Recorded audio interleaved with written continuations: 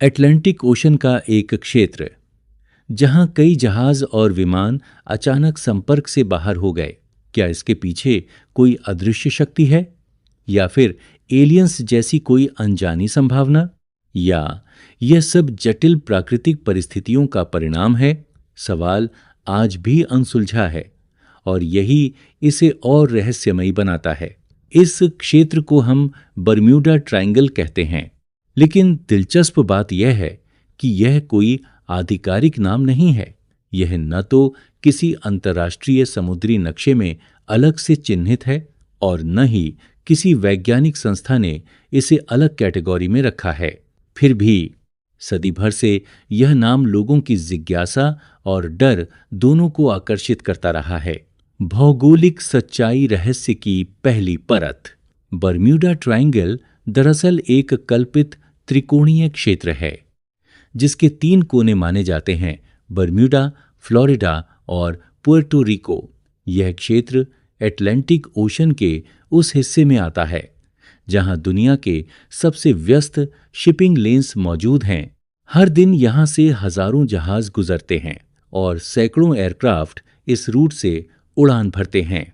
यानी यह कोई सुनसान इलाका नहीं है, बल्कि एक्टिविटी से भरा हुआ क्षेत्र है। लेकिन यही बात इस रहस्य को और गहरा बना देती है। यूएसएस साइक्लॉप्स एक ऐसा गायब होना जो दर्ज है मार्च 1918। यूएसएस साइक्लॉप्स एक अमेरिकी कार्गो शिप बारबेडोस से बाल्टीमोर की ओर बढ़ रहा था। इसमें 309 लोग सवार थे और यह मैंगनीज ओर से भरा हुआ था। उस समय कम्युनिकेशन टेक्नोलॉजी सीमित थी, लेकिन इतना जरूर था कि आपात स्थिति में सिग्नल भेजा जा सकता था। लेकिन इस जहाज ने कोई डिस्ट्रेस सिग्नल नहीं भेजा, यह बस गायब हो गया। इतिहास में दर्ज है कि यह अमेरिकी नौसेना का सबसे बड़ा नॉन कॉम्बैट लॉस था। जांच में यह सामने आया कि जहाज पर लोड ज्यादा था और उसकी डिजाइन कुछ परिस्थितियों में अस्थिर हो सकती थी। कुछ रिपोर्ट्स ने यह भी संकेत दिया कि इंजन फेलियर या स्ट्रक्चरल ब्रेकडाउन संभव था, लेकिन क्योंकि कोई मलबा नहीं मिला, इसीलिए अंतिम निष्कर्ष कभी पूरी तरह तय नहीं हो पाया। यही अधूरापन रहस्य को जन्म देता है। फ्लाइट 19 भ्रम और दिशा की गलती 5 दिसंबर 1945।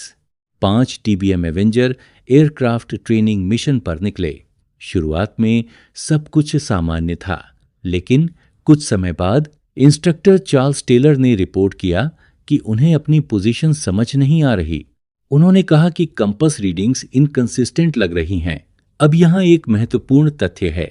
उस समय नेविगेशन पूरी तरह इंस्ट्रूमेंट्स और विजुअल एस्टिमेशन पर निर्भर था। जीपीएस जैसा कोई सिस्टम मौजूद नहीं था। बाद की जांच में यह सामने आया कि टेलर को यह भ्रम हो गया था कि वे फ्लोरिडा कीज के ऊपर हैं, जबकि वे वास्तव में अटलांटिक ओशन में थे। इस गलत अनुमान के कारण उन्होंने अपने एयरक्राफ्ट को गलत दिशा में मोड़ दिया। फ्यूल खत्म होने के बाद सभी एयरक्राफ्ट समुद्र में गिर गए। उन्हें ढूंढने भेजा गया। रेस्क्यू प्लेन भी एक्सप्लोड हो गया, जिसका कारण फ्यूल वेपर इग्निशन माना गया। यह घटना रहस्यमयी जरूर लगती है, लेकिन इसके पीछे ह्यूमन एरर और टेक्निकल लिमिटेशन साफ दिखाई देती है। अन्य घटनाएं पैटर्न या भ्रम। बरम्यूडा ट्रायंगल से जुड़ी कई घटनाएं समय के साथ जोड़ी गईं, लेकिन जब उन्हें इंडिविजुअली एनालाइज किया गया तो ज्यादातर मामलों में कॉमन कारण सामने आए।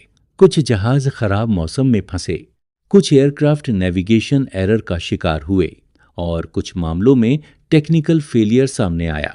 यह भी पाया गया कि कई घटनाएं बरम्यूडा ट्रायंगल के बाहर हुई थीं, लेकिन बाद में उन्हें इसी से जोड़ दिया गया। कंपास और मैग्नेटिक वेरिएशन। एक समय यह कहा जाता था कि इस क्षेत्र में कंपास अचानक घूम जाता है, लेकिन सच्चाई यह है कि पृथ्वी का मैग्नेटिक फील्ड हर जगह एक जैसा नहीं होता।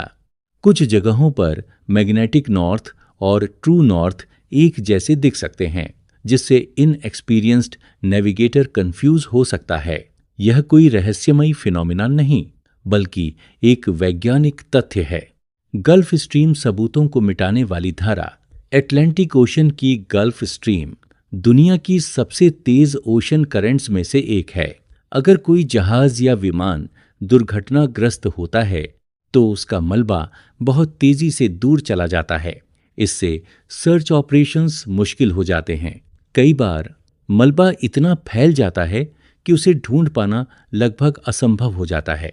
मौसम अचानक बदलती परिस्थितियां। इस क्षेत्र में वेदर पैटर्न बहुत डायनेमिक है। अचानक स्टॉर्म्स बन सकते हैं। हरिकेन्स कुछ ही समय में ताकतवर हो सकते हैं। एयरक्राफ्ट के लिए यह बेहद खतरनाक हो सकता है और जहाज़ों के लिए भी तेज लहरें और हवा कंट्रोल खोने का कारण बन सकती हैं। मीथेन गैस थ्योरी, वैज्ञानिक संभावना। कुछ वैज्ञानिकों ने यह सुझाव दिया है कि ओशन फ्लोर से मीथेन गैस रिलीज हो सकती है। जब यह गैस बड़े बबल के रूप में सरफेस पर आती है तो पानी की डेंसिटी कम हो जाती है। इस स्थिति में जहाज की बॉयंसी प्रभावित हो सकती है। हालांकि यह थ्योरी कुछ परिस्थितियों में संभव है, लेकिन हर घटना को इससे एक्सप्लेन नहीं किया जा सकता। आंकड़े क्या कहते हैं? लॉयड्स ऑफ लंदन और यूएस कोस्ट गार्ड के अनुसार बर्म्यूडा ट्रायंगल में दुर्घटनाओं की संख्या असामान्य नहीं है। दुनिया के अन्य बिजी समुद्री क्षेत्रों में भी लगभग समान दर से घटनाएं होती हैं। यानी यह क्षेत्र स्टैटिस्टिकली अलग नहीं है। रहस्य क्यों बना रहता है? जब कोई घटना पूरी तरह एक्सप्लेन नहीं होती तो इंसान आंसर्स खोजने लगता है, और जब आंसर्स नहीं मिलते तो इमेजिनेशन उस जगह को भर देती है। यही कारण है कि बर्म्यूडा ट्रायंगल का नाम वास्तविक घटनाओं से ज्यादा उनकी अधूरी जानकारी के कारण प्रसिद्ध हुआ। अंतिम सत्य रहस्य और वास्तविकता के बीच बर्म्यूडा ट्रायंगल एक ऐसा उदाहरण है जहां तथ्य और कल्पना दोनों साथ चलते हैं। यह कोई सुपरनैचुरल जगह नहीं है, लेकिन यह एक जटिल प्राकृतिक एनवायरनमेंट जरूर है जहां ह्यूमन एरर, वेदर कंडीशंस और ओशन डायनामिक्स मिलकर घटनाओं को जन्म देते हैं। निष्कर्ष: समुंदर हमेशा शांत नहीं होता और हर कहानी का अंत हमेशा साफ नहीं होता। कुछ सवाल सिर्फ सवाल ही रह जाते हैं और शायद यही बर्म्यूडा ट्रायंगल का असली रहस्य है।